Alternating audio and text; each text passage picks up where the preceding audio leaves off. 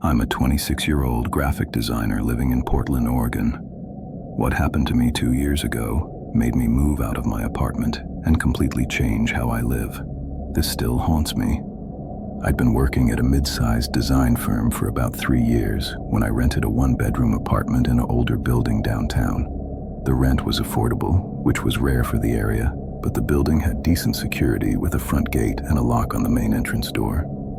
My usual routine was pretty predictable. I'd work from 9 a.m. to 5 p.m. at the office, grab coffee on the way home, and spend my evenings either working on freelance projects or just watching Netflix. On weekends, I'd usually go out with friends or catch up on errands. It was a Thursday night in late September when everything changed. I remember because I'd just finished a big project presentation that day, and I was exhausted. I got home around 6 p.m., ordered Thai food, and settled into my couch to decompress. I was still in my work clothes with my laptop open beside me. Around 7:45 p.m., I decided to take a quick shower before my food arrived.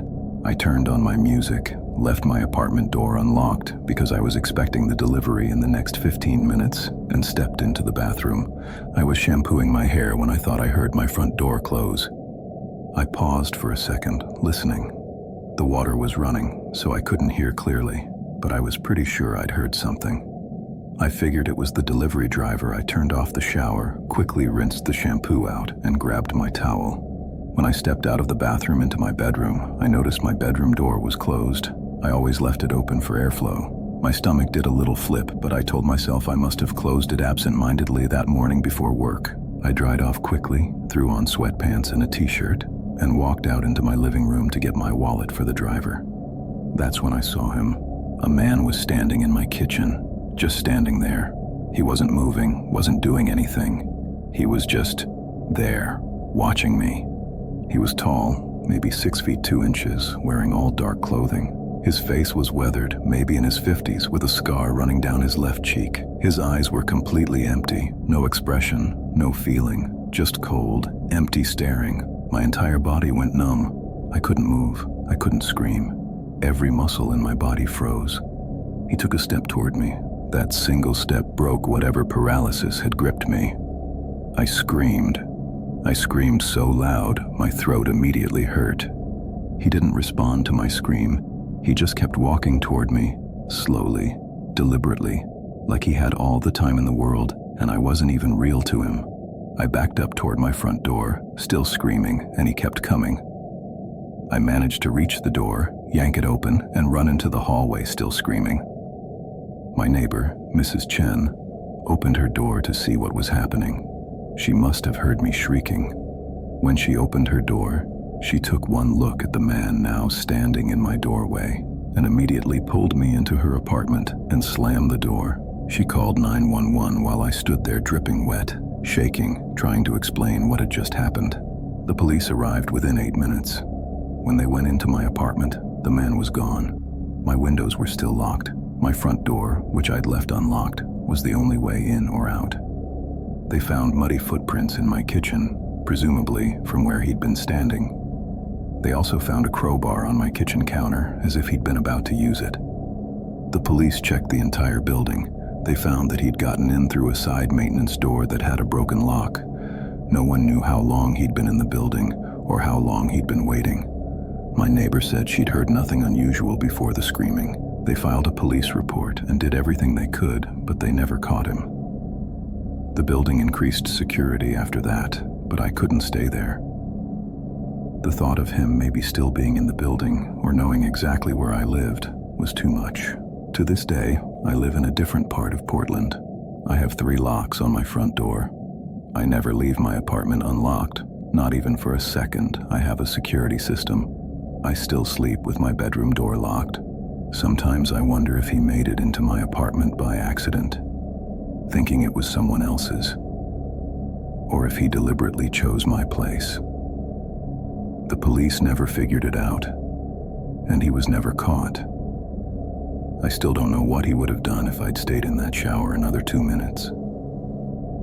I'm a 31-year-old accountant living in Denver, Colorado. This happened about 3 years ago, and I'm still not sure I've processed it completely. I lived in a quiet residential neighborhood in a nice 2-story house that I bought with my girlfriend, Sarah. We'd moved in together about a year before this incident. It was our first real investment together, and we were really proud of the place. It was a typical suburban home with a small backyard, a driveway, and good neighbors on both sides. Sarah worked as a nurse at a hospital about 15 minutes away, and I worked a standard 9-to-5 job downtown. Our schedules often didn't align, so one of us was usually alone at home at various times during the day. On a Tuesday morning in March, Sarah left for her 7 a.m. shift. I wasn't scheduled to work that day because I was taking a personal day to catch up on house maintenance projects. I remember the exact date because Sarah had reminded me that morning that the plumber was coming to fix a leaky kitchen faucet, scheduled for around 10 a.m. After Sarah left, I made coffee and settled on the couch with my laptop to handle some personal finances stuff. It was about 8:30 a.m. I was in sweatpants and a hoodie, completely relaxed, scrolling through email. Around 9:15 a.m., I heard a car pull into the driveway. I assumed it was the plumber arriving early. I didn't get up immediately, just listened as I heard a car door slam and footsteps approaching the house. I waited for the doorbell to ring, but it didn't. That was odd. The plumber always rang the bell. I waited another 30 seconds, then got up to check. Through the front window, I saw a car I didn't recognize parked in my driveway. No one was at the door. I figured maybe the driver was looking at their phone, checking the address or looking for the doorbell. I opened the door to help. No one was there. The car was still in my driveway, driver's side door still open. I looked around the yard. Nothing. I called out hello a couple of times but got no response. The whole thing felt really strange. I grabbed my phone and checked the time with the plumber's appointment. It wasn't him according to my calendar. I went back inside and locked the door behind me, suddenly not feeling as comfortable anymore. The unknown car in my driveway bothered me. I walked through the house and looked out the back window, but I didn't see anyone in the yard. I decided to text Sarah. "There's a random car in our driveway. Guy got out, but I don't see him. Not the plumber." Sarah immediately texted back, "Get out of the house, call the police." Before I could even respond, I heard the front door handle jiggle. Not a knock, not a ring. Someone was trying the door handle. My heart started racing. I called 911 immediately and whispered to the operator that someone was trying to get into my house while I was home alone. The door handle stopped jiggling. Instead, I heard a low whisper from outside the door. I couldn't make out the words, just that there were two distinct voices, both male. Then I heard the back door to my kitchen rattle. They were trying both entrances simultaneously. The 911 operator told me to go to a secure room and stay on the line. I ran to my bedroom upstairs, locked the door, and slid under my bed, phone pressed to my ear. I could hear them now. They were inside my house, downstairs. I could hear their footsteps, muffled voices, drawers opening. "Check up there," one of them said. I heard footsteps coming up the stairs. My breathing was so loud I was terrified they'd hear me. I covered my mouth with my hand, pressing myself as far back under the bed as I could.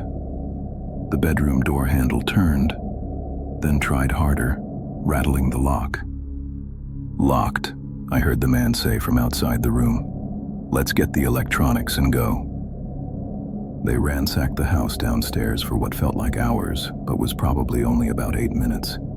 I could hear them pulling stuff around, opening cabinets, throwing things. Then I heard sirens, distant at first, then getting closer.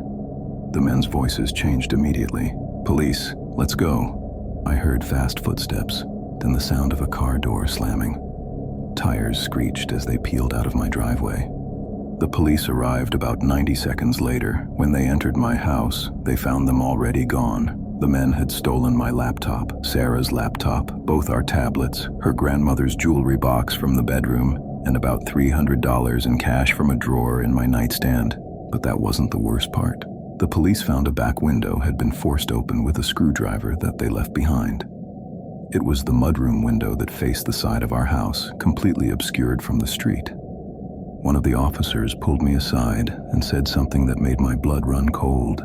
He told me that burglars often watch homes during the day to see who comes and goes. He believed they'd been watching our house, saw Sarah leave for her nursing shift, and planned to rob the house knowing a woman alone would make easier targets. They'd seen me come to the front door and realized there was a man inside. That's why they changed tactics and hit both doors simultaneously. They were testing to see if I'd come down or if I'd stay hidden. I was under the bed the whole time, but if I'd come downstairs to investigate or try to stop them, the outcome could have been completely different. The police never caught them. Our security camera footage showed two men in hoodies with their faces covered. They could have been anyone. To this day, I keep all my doors and windows locked at all times. I work from home now most days. We had a security system installed immediately after the break-in and reinforced all our windows. Sarah has lasting anxiety about being home alone. We still both check behind every shower curtain and under every bed before we ever relax in our house. I still think about that moment under the bed, listening to footsteps trying to get into my room. I wonder what they would have done if they'd gotten that door open. The police officer's words about why they were watching us still replay in my mind. Sometimes I wonder if they're still out there, still watching homes, looking for their next target. I'm a 29-year-old stay-at-home mom living in a suburb of Austin, Texas. My husband travels frequently for work, which means I'm often alone with my two kids. What happened last year is something I've told very few people because it still doesn't feel real. My husband James had left for a 4-day business trip on a Monday morning. He drove to the airport around 6 a.m., and I was left with Emma, who was 6 years old, and Tommy, who was 4. It was a pretty typical situation. James traveled every couple months, and I was used to managing the household solo. The house was a nice 3-bedroom with a basement that we mostly used for storage and laundry.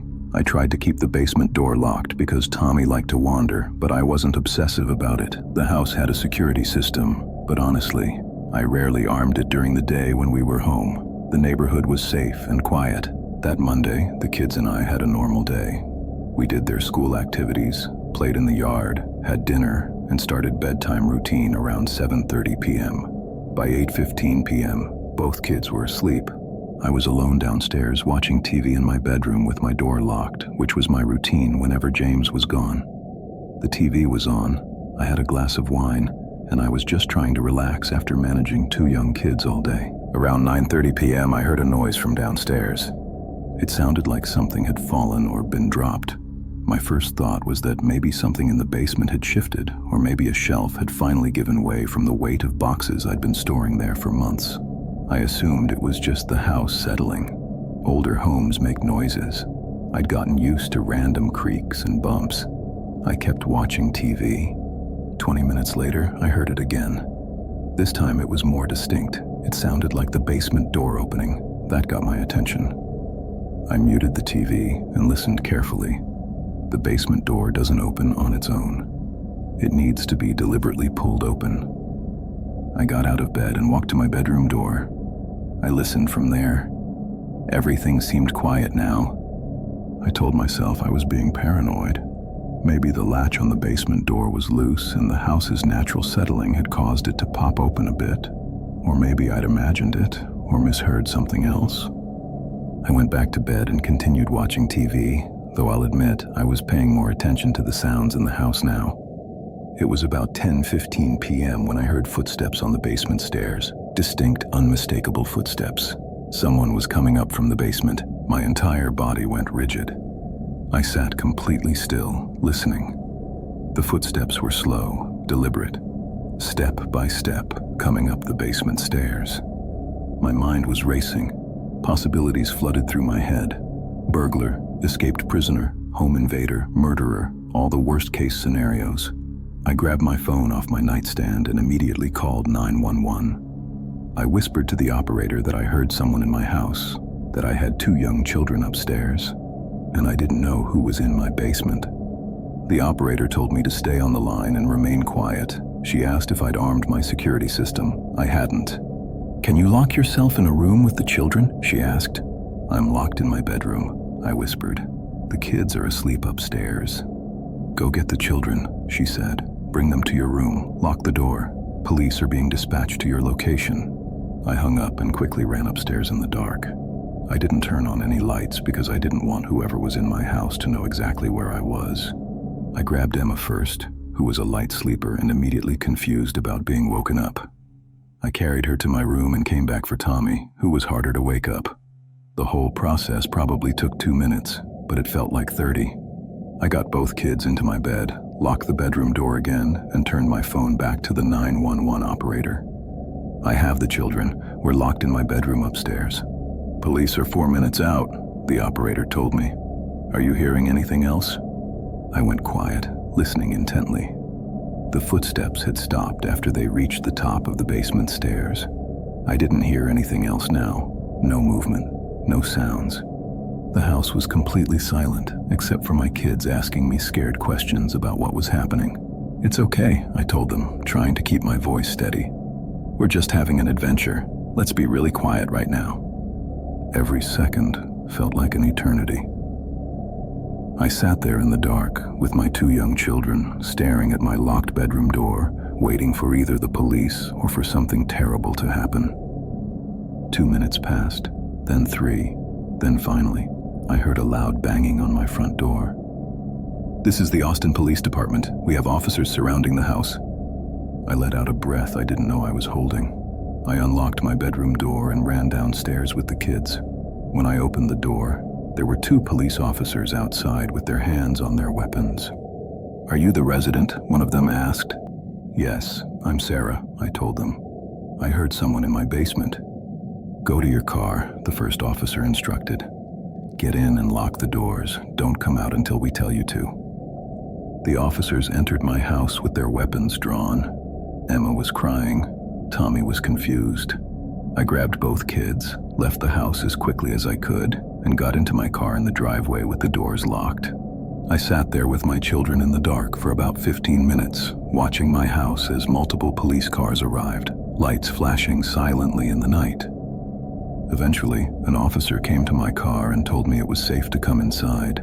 They'd swept the entire house, the basement, the attic, every closet, every possible hiding spot. They found nothing, no one in my house, no signs of forced entry, no broken locks or windows. I asked them how this was possible. I heard someone coming up the basement stairs. I know I did. One of the officers, a woman named Officer Martinez, asked if the basement door had been locked. I told her I tried to keep it locked because of my kids, but I couldn't say for certain it had been locked that particular day. She checked the door. The lock was a simple push-button lock on the handle. There was no sign of tampering, no scratches around the lock. The door appeared to have been unlocked normally. Could someone have been in your basement? She asked. I felt my stomach drop. Could someone have been down there while I was upstairs with my kids, before I locked myself in my bedroom? I showed the officers the basement. There were shelves of boxes, the washer and dryer, some old furniture.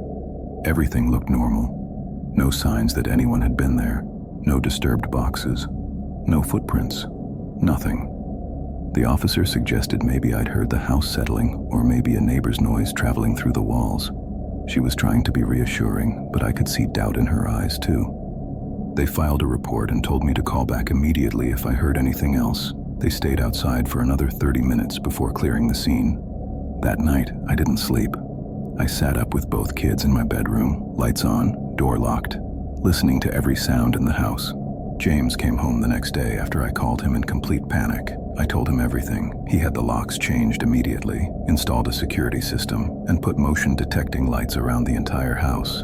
But here's the thing that still disturbs me more than anything. 3 days later, when they were changing the basement lock, the locksmith found something in the lock mechanism, a small foreign object wedged inside the lock. It was just a thin piece of metal, but it was preventing the lock from engaging properly. Someone had deliberately jammed the lock so it wouldn't lock, and based on how corroded the metal piece was, it had been there for several weeks, maybe longer. The police brought in a detective when I told them about this discovery. They said that this technique was commonly used by people who wanted access to a house. They'd disable the lock weeks ahead of time to ensure they could get back in when they wanted. The detective asked me if I'd noticed anything else unusual in the past few weeks, anything missing, anyone watching the house, any strange cars parked nearby. I couldn't think of anything specific. but now I was replaying the previous month in my head, looking for signs I might have missed. The detective's theory was that someone had been watching our house, had gotten into the basement weeks prior, had jammed the lock, and was checking back periodically whether they'd been in my basement the night I heard footsteps, or whether I'd misheard something. I'll never know. But the thought that someone could have had access to my basement for weeks, that they could have gone down there whenever they wanted, that they could have been observing our house and our patterns, that's a violation that goes deeper than any physical theft. To this day, I never use my basement unless James is home. I keep every lock in my house replaced and maintained. I have the security system armed at all times, even when we're home. I'm writing this because I need people to understand that these things happen. Not always the dramatic home invasion with breaking glass and screaming. Sometimes it's subtler. Sometimes it's someone testing your locks over weeks or months. Sometimes it's someone in your space that you never even see. Check your locks. Make sure they actually work. Check them regularly, because someone could be checking them too, and I still don't know who jammed that basement lock. I still don't know if they were in my house that night. I still don't know if they ever came back.